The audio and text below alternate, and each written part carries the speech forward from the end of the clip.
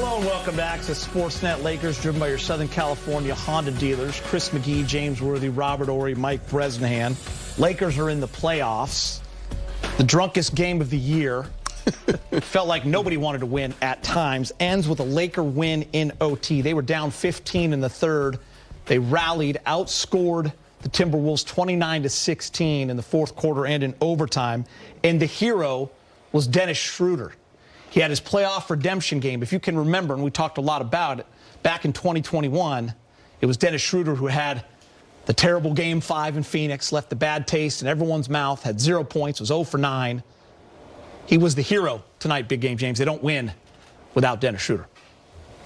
Yeah, I mean, Dennis Schroeder was clutch tonight. When they needed a big shot, he was there. Defensively, he was there. That drive LeBron made and drew the defense in, that big shot from the corner. Free throws. Defensively, you know, he was extremely solid tonight. And I think without him, I'm not sure if the Lakers could have pulled this game off without Dennis tonight. Sloppy game, Geeter. It felt like we'd lost, and then we appealed the game and we won. It was just really weird. I didn't like the way we played, and I'm glad we got the win. And I'm happy that they were able to play the defense that they played down the stretch in order to secure the win. They make some really dumb mistakes down the stretch. I did not like this. I did not like this game at all. I know we won, but it was just if we're gonna proceed and go further, we can't have these type of games.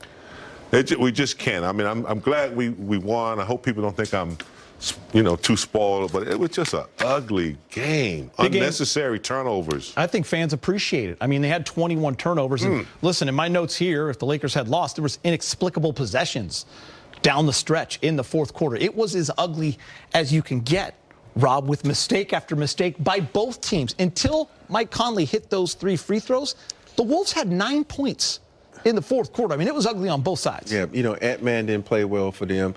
Towns was in foul trouble. If it wasn't for, those guys, like you said, with Conley coming out, knocking down shots, the Lakers probably could have won this game easy. But that's the thing about if you watch the Lakers defense, and I want to say something about Dennis Schroeder, though. He turned his ankle, and we thought he was done. This is like 3 or 4 times this year that he's gutted it out. Yep. And so I know a lot of guys would have laid it down. And it's a lot of guys would be like, oh, I'm not 100, I'm not going. Not Schroeder. Schroeder plays hard, he goes out and got the job done. But he was on the defensive end, they was on offense. But think about this, I said this before the game.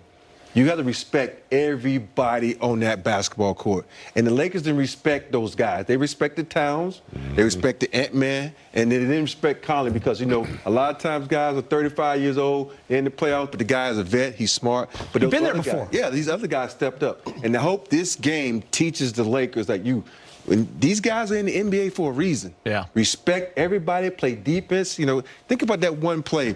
I ain't going to call his name, but he didn't go out and guard the guy who hit a 3. Then the next play, Schroeder was out there and made him put it on the floor and cause a turnover. Those are the plays like that won't show up in the stat sheet, but they're very important because every possession counts in the playoffs. Darvin Ham, a couple weeks ago, said of Dennis Schroeder, he's on a minimum contract, but he is not a minimal player. I mean, the guy absolutely saved the Lakers season. Lakers did not want to have to play a game here Friday, a do-or-die game against New Orleans or Oklahoma City, teams that they had beaten in the season series, both those teams. Lakers had to get out of this game. Now, they get to rest till Sunday. The defense saved them. Like you said, James, tons of mistakes, tons you can pick apart. Mike Conley made a 3 with 6 minutes and 1 second left in the fourth quarter. Minnesota didn't have a basket the rest of the fourth quarter. Crazy. I mean, I'm sure they were a little tired, but I'll tell you what, I was at the Laker game last Friday against Phoenix. 4 starters sat out for the Suns. A lot of talk about fatigue after the game. LeBron said, I'm really happy we're going to have tomorrow off. So did AD. So you have to wonder if maybe this team's a little tired. We saw some of that tonight, especially in that fourth quarter with some of the carelessness. They've been grinding for 2 months, trying to get to this point. Finally, they're in the playoffs. They will be the 7th seed. They're playing Memphis this weekend. It's just taken a lot to get this far. And I think a little bit of fatigue probably seeped in there tonight. Brez, how much money does Dennis Schroeder make? About $2.5 million. $2.5 million. Yep. He was a man without a team. Yep. looked great over in Europe. You actually watched him. Darvin watched him. The Lakers watched him. He has a relationship with Darvin Ham, and he felt he had unfinished business with the Lakers. He came here. He delivered on the big stage. Let's go back downtown. AD is with Mike Trudell. All right, AD. Well, you guys got it done in the end. Just to get it out of the way, right? You foul Mike in the corner here. Obviously, just trying to contest the shot. What happened on the play? Did you get cross-matched somehow? No, we were doing a cover where we were switching everything before it came in. Call red on Bron. That was totally on me. My brain fart. Then tried to close out on Mike. He caught it in the corner and faded out of bounds where I was going. But it goes back to the next play mentality, and we got it done in overtime. So got a couple of days off, but it's a battle. It was fun, but my brain fart at the end almost cost us the game. Well, but you ultimately get the job done, right? You get into a first-round series. You're going to go take on Memphis. 80. Right around the trade deadline, you were 6 games under 500.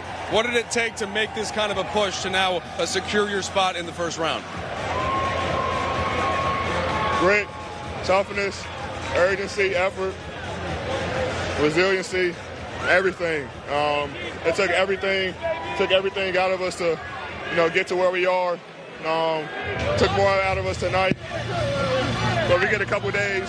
Hey, careful, Austin. Yeah, right. We get a couple days before we go to Memphis to start preparing for them.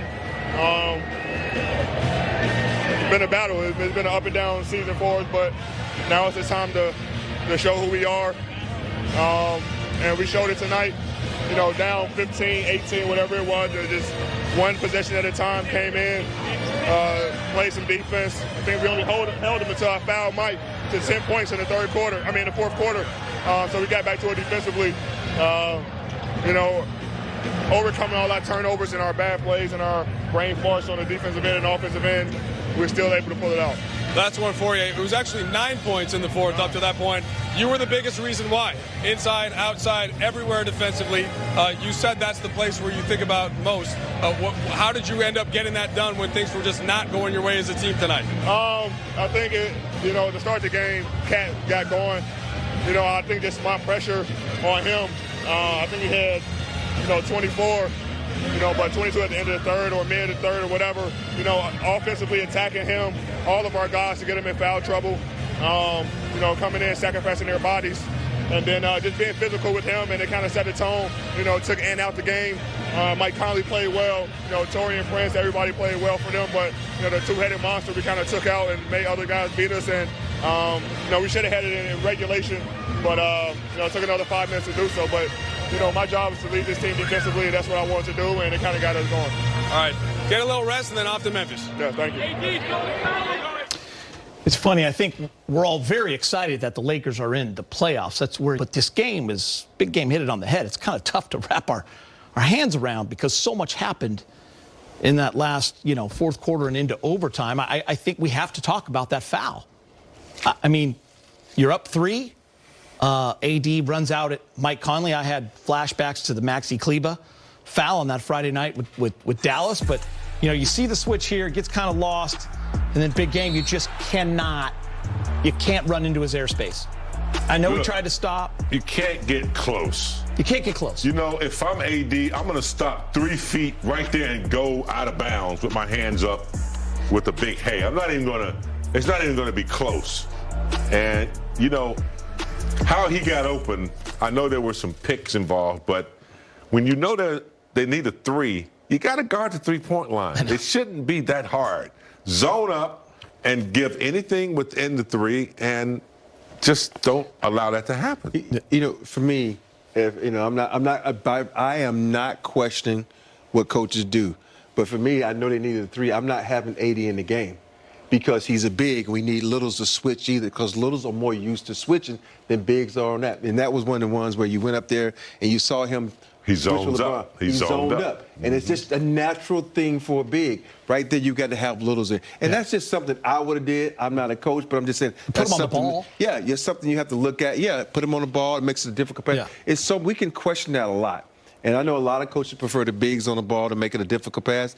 But, it's the moment. AD is one of your trusted guys, and you have to have that. But to me, this whole game was filled with mistakes. I know we're going to point out this mistake, but there's inbound the ball to LeBron where he didn't come to it. So many. Then he got a foul, and then you got another inbounds. The one that LeBron threw to D'Lo. Yeah, and then you got all the bounce passes by their ankles. It's a multitude of mistakes, but we always focus on the last shot of a game and the last mistake of a game, and we can't because it's so many other ones that we should say that happened, that happened, that happened. There was also some frustration down the stretch. You know, Cat had 5 fouls. They weren't trying to get him in pick and rolls. AD, big game, you were kind of going crazy because he hadn't touched the ball for a while. I know in the overtime and in the fourth quarter, I was looking at the chart sheet, and he hadn't touched the ball until around the 9-minute mark. He got an offensive rebound, a putback, the Schroeder miss, and then that lob pass over the top. And they got back to being very stagnant, and LeBron isoing out on the top. I mean, that's the guy you got to go to. We talked about it pregame. We talk about it every game now. AD has to be the force. He has to demand the ball. And for him not to touch it down the stretch, I know Schroeder was doing his thing, but he had a mismatch. And he collects fouls when he gets down there. And we needed that. So, I don't know. Brez, I hope you're right. I hope they were just mentally fatigued and get this behind them. But it was an ugly win. It was an ugly win. I don't feel good about it. Yeah, Glad we got it, but it was weird. Yeah, there was a big headline in the LA Times the other day. You know, the Lakers too tired. You know, question mark, question mark. There's definitely something to that. I do give Schroeder a ton of credit, no doubt about it. And AD with the quote of the year in his walk-off interview with Mike Trudell right now, his little interview, said, "My brain fart almost cost us the game," and he's right. You know, he's right. And it just happened a couple weeks ago against Dallas, too. That's the other thing.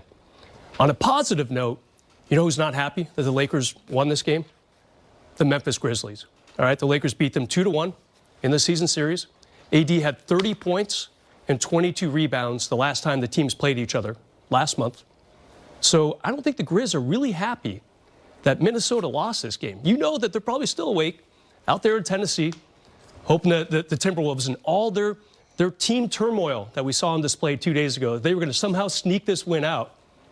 But now it's the Lakers coming, and I think it's a bad matchup for Memphis.